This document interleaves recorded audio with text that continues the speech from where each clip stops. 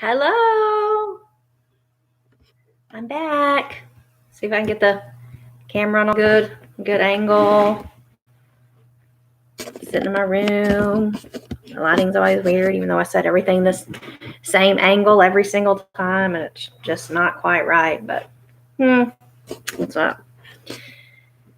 Hey, Samuel, that looks like hand sanitizer in the? Is that a hand sanitizer? Because we need a lot of that going on, don't we? So I hope you're washing your hands. Okay. Today was a good day. It was pretty outside. Got a little bit warm, but it wasn't cold. It wasn't hot. So it was a good day. Hand sanitizer.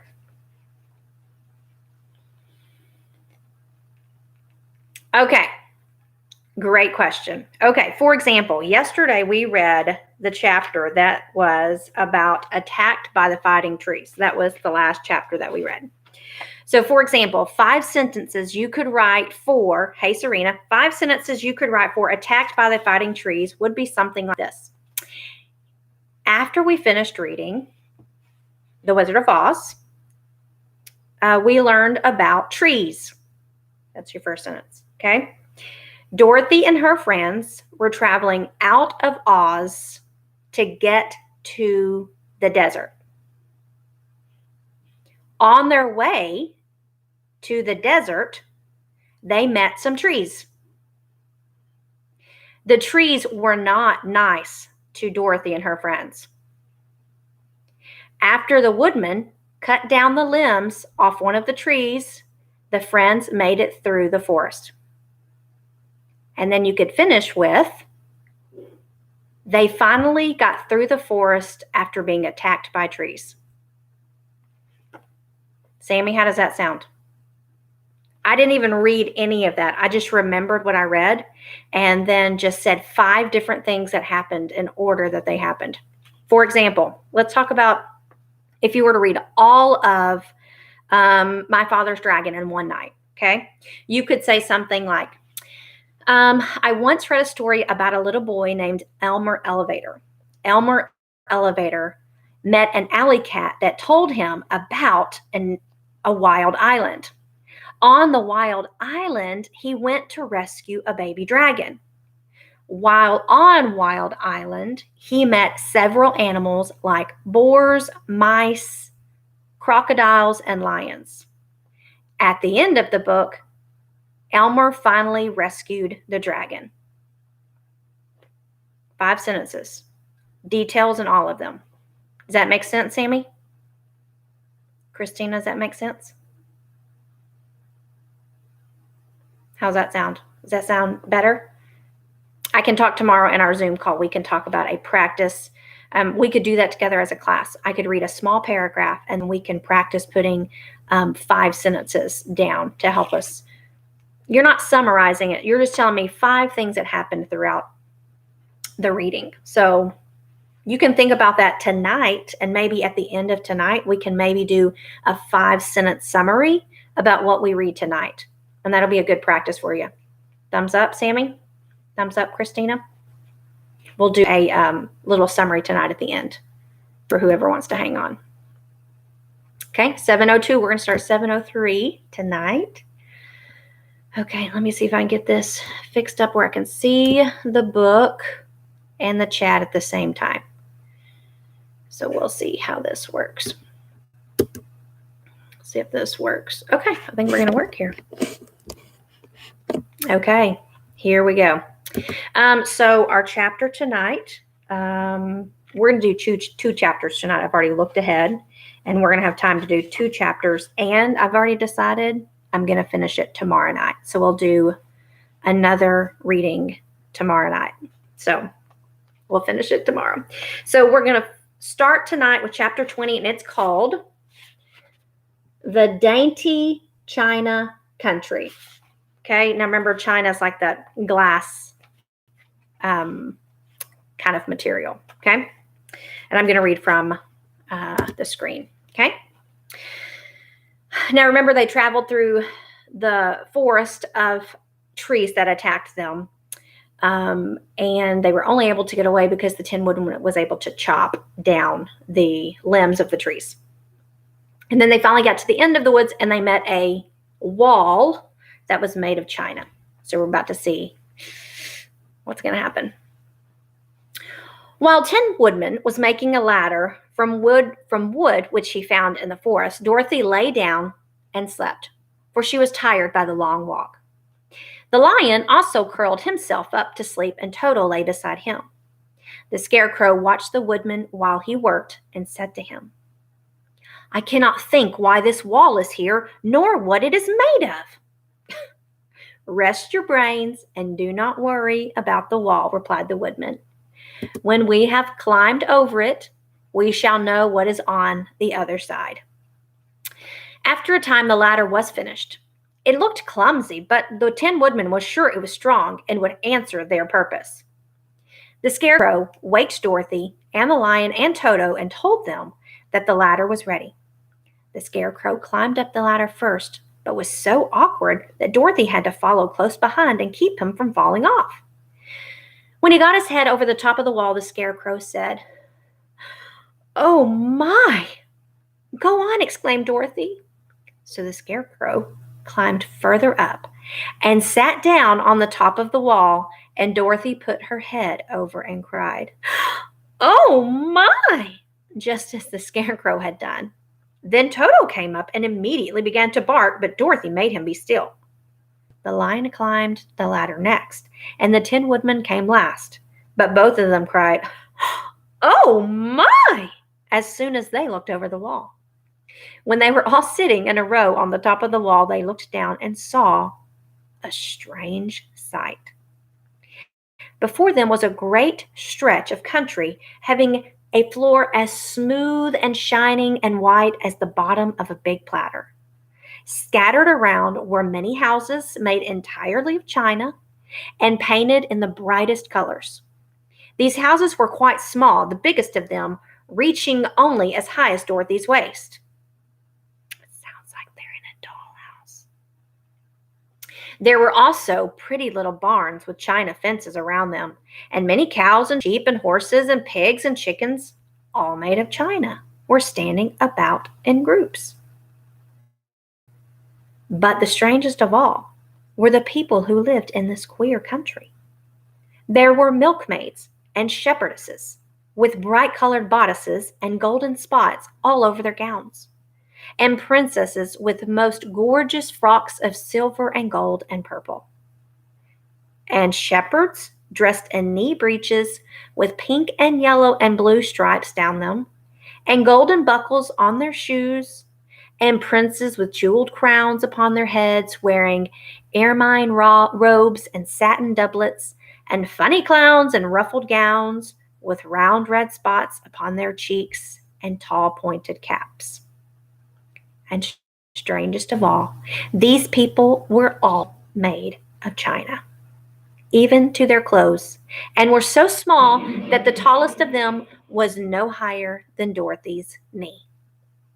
No one did so much as look at the travelers at first, except one little purple china dog with an extra large head, which came to the wall and barked at them in a tiny voice, afterwards running away again. "How shall we get down?" asked Dorothy. They found the ladder was so heavy they could not pull it up, so the Scarecrow fell off the wall and the others jumped down upon him so that the hard floor would not hurt their feet. So the Scarecrow used himself as a landing pallet. Of course, they took pains not to land on his head and get the pins in their feet. When all were safely down, they picked up the Scarecrow, whose body was quite flattened out, and patted his straw back into shape. "We must cross this strange place in order to get to the other side," said Dorothy, "for it would be unwise for us to go any other way except due south." Remember, due south is where Glinda is. They began walking through the country of the China people, and the first thing they came to was a China milkmaid milking a China cow. As they drew near, the cow suddenly gave a kick and kicked over the stool, the pail, and even the milkmaid herself, all falling on the china ground with a great clatter. Dorothy was shocked to see that the cow had broken her leg short off. Dorothy was shocked to see that the cow had broken her leg short off and that the pail was lying in several small pieces, while the poor milkmaid had a nick in her left elbow. "There!" cried the milkmaid angrily. "See what you've done! My cow has broken her leg, and I must take her to the mender shop, and have it glued on again. What do you mean by coming here and frightening my cow?" I'm very sorry," returned Dorothy. "Please forgive us." But the pretty milkmaid, was much too vexed to make an answer. She picked up the leg sulkily and led her cow away, the poor animal limping on 3 legs. As she left them, the milkmaid cast many reproachful glances over her shoulder at the clumsy strangers holding her nicked elbow close to her side. Dorothy was quite grieved at this mishap. "We must be very careful here," said the kind-hearted woodman, "or we may hurt these pretty little people, so they will never get over it." A little farther on, Dorothy met a most beautiful dressed young princess who stopped short as she saw the strangers and started to run away. Dorothy wanted to see more of the princess, so she ran after her, but the China girl cried out, "Don't chase me! Don't chase me!" She had such a frightened little voice that Dorothy stopped and said, "Why not?" "Because," answered the princess, also stopping in a safe distance away, "if I run, I may fall down and break myself." "But couldn't you be mended?" asked the girl. "Oh, yes, but one is never so pretty after being mended, you know," replied the princess. "I suppose not," said Dorothy. "Now there is Mr. Joker, one of our clowns," continued the China lady, "who is always trying to stand upon his head. He has broken himself so often that he is mended in 100 places and doesn't look at all pretty. Here he comes now, so you can see for yourself." Indeed, a jolly little clown now came walking toward them, and Dorothy could see that in spite of his pretty clothes of red and yellow and green, he was completely covered with cracks, running every which way and showing plainly that he had been mended in many places. The clown put his hands in his pockets, and after puffing out his cheeks, nodding his head at them saucily, he said, "My lady fair, why do you stare at poor old Mr. Joker? You're quite as stiff and prim as if you'd eaten up a poker." "Be quiet, sir," said the princess.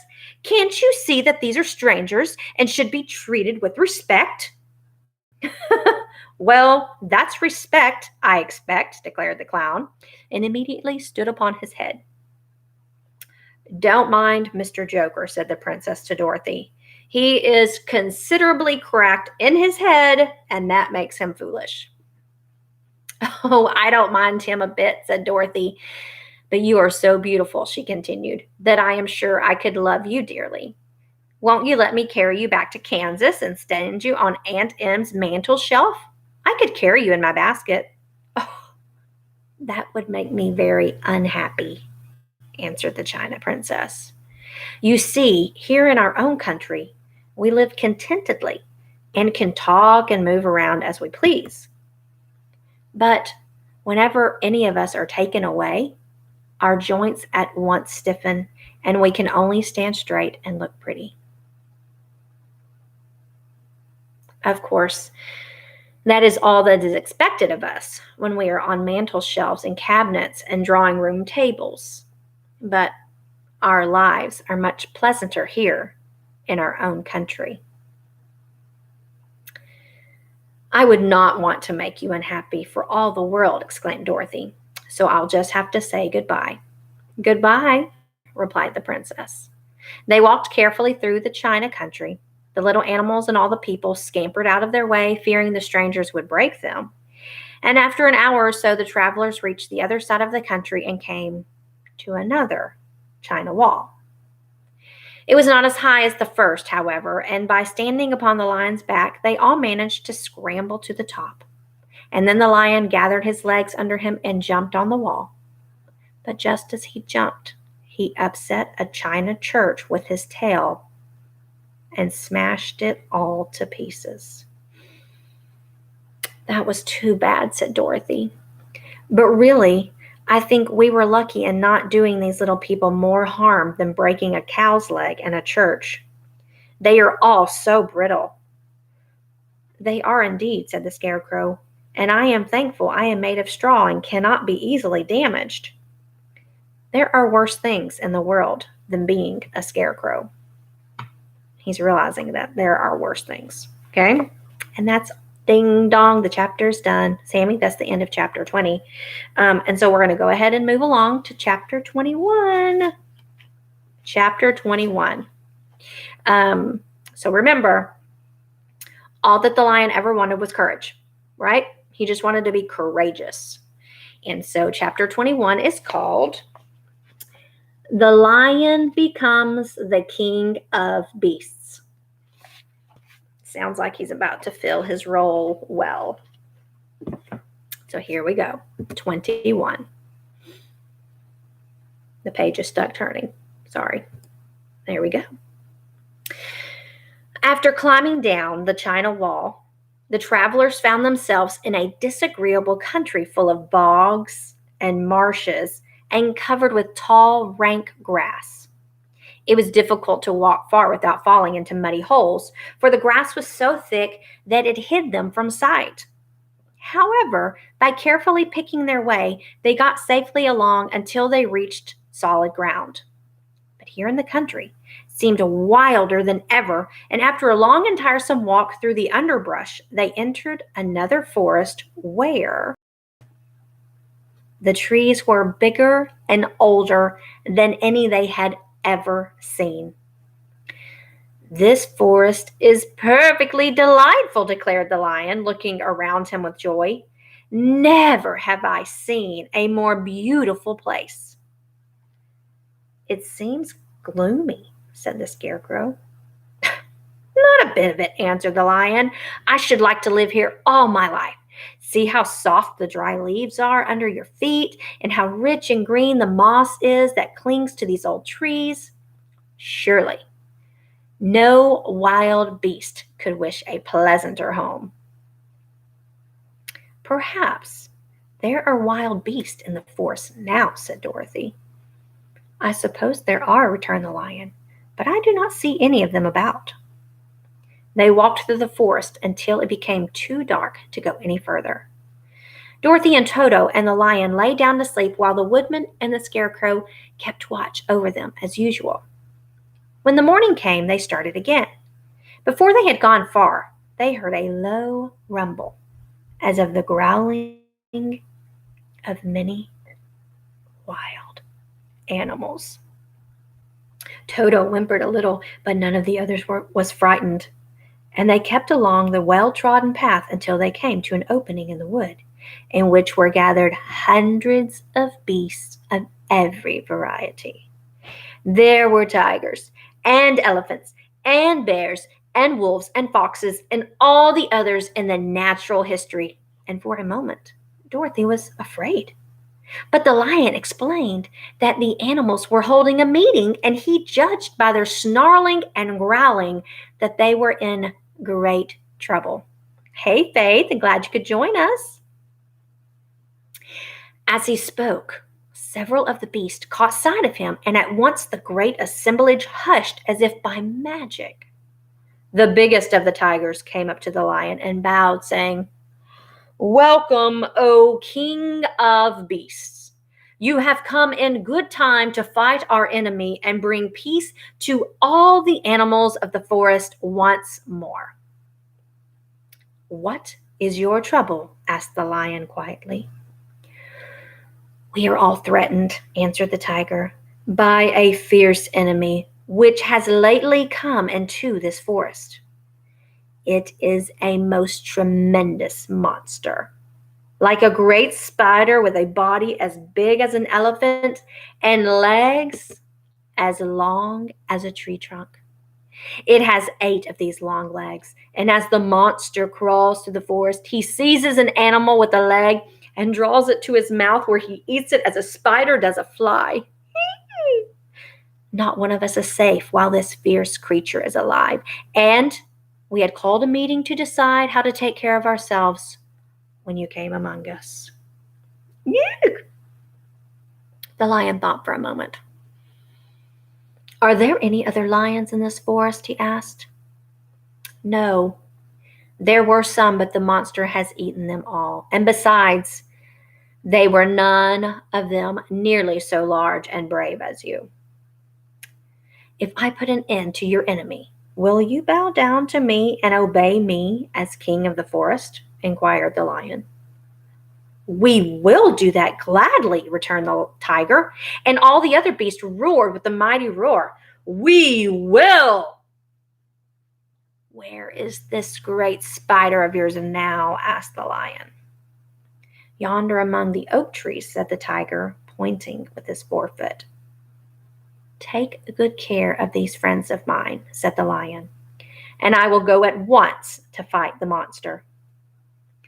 He bade his comrades goodbye and marched proudly away to do battle with the enemy. The great spider was lying asleep when the lion found him, and it looked so ugly that its foe turned up his nose in disgust. Its legs were quite as long as the tiger had said, and its body was covered with coarse black hair. It had a great mouth with a row of sharp teeth a foot long, but its head was joined to the pudgy body by a neck as slender as a wasp's waist. This gave the lion a hint of the best way to attack the creature, and as he knew it was easier to fight it asleep than awake, he gave a great spring and landed directly upon the monster's back. Then with one blow of his heavy paw, all armed with sharp claws, he knocked the spider's head from its body. Jumping down, he watched it until the long legs stopped wriggling, when he knew it was quite dead. We learned this week about a person killing a giant. Do you remember? We'll talk about that later. But the lion went back to the opening where the beasts of the forest were waiting for him and said proudly, You need fear your enemy no longer. Then the beast bowed down to the lion as their king, and he promised to come back and rule over them as soon as Dorothy was safe on her way to Kansas. Dun, dun, dun, ding dong, the chapter's done. That is all of 21. So now we have the China doll, China City, and now we have a new king of the wild beasts, the lion, defeating the spider monster. So just to give a synopsis, 5 sentences, okay, we are going to do both chapters together, and I'll give you an example, Sammy Christina, of what 5 sentences would be as a summary of what we just read, okay? So you could say, Dorothy and her friends happened upon a China city. In the city of small China people, the people barely moved. If the people moved too quickly or made sudden movements, they were cracked. Eventually, Dorothy and her friends made it out of the China city. After leaving the China city, they came upon a great forest. That's already 5 sentences, and we could totally go on, okay? I'll give you 2 more sentences. After getting into the large, was it jungle? Forest. After getting into the forest, there were many animals. The lion defeated the monster, spider, and became the king of the animals. 7 sentences. Sammy, does that make sense? Christina, does that make sense? I think Faith is with us. Faith, does that make sense? 5-sentence review. Okay. So you don't have to list who the characters are. Does that make complete sense? Awesome sauce. Okay. So tomorrow, ladies and gentlemen, I'm excited because I'm going to read tomorrow. Normally I don't read on Fridays, but I'm really excited to finish the book. So I will tell you, there's 3 chapters tomorrow. The chapters are entitled, The Country of the Quadlings. I think those are Glenda's people. The Good Wench.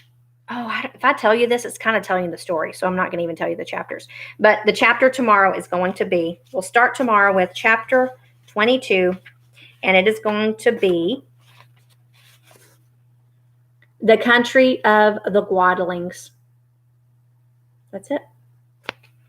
Oh, you're welcome. If you ever have any questions, I actually thought about that sometime today and I didn't write it down. So, what are you asking again, Faith, or for the week? So it's 5 sentences every time you read. So it's not 1 sentence a day. It's each time you read a book, you write 5 sentences. So at the end of the week, you've written 5 times 5 is what? 25 sentences, which is helping your reading, it's helping your comprehension, and it's helping your writing. So you're kind of doing 3 or 4, and it's helping with your grammar. So it's really kind of helping. And if you're doing your spelling correctly, you're kind of working on 5 things, and you're only doing 5 sentences. They don't have to be huge sentences like Miss Baker's. But I'm a little bit older than you, so my vocabulary is a little bigger. My sentence structure is a little bigger. So just 5 sentences after you read each day. Okay. So tomorrow we're going to do Zoom at 10. And then we're going to finish The Wizard of Oz tomorrow night.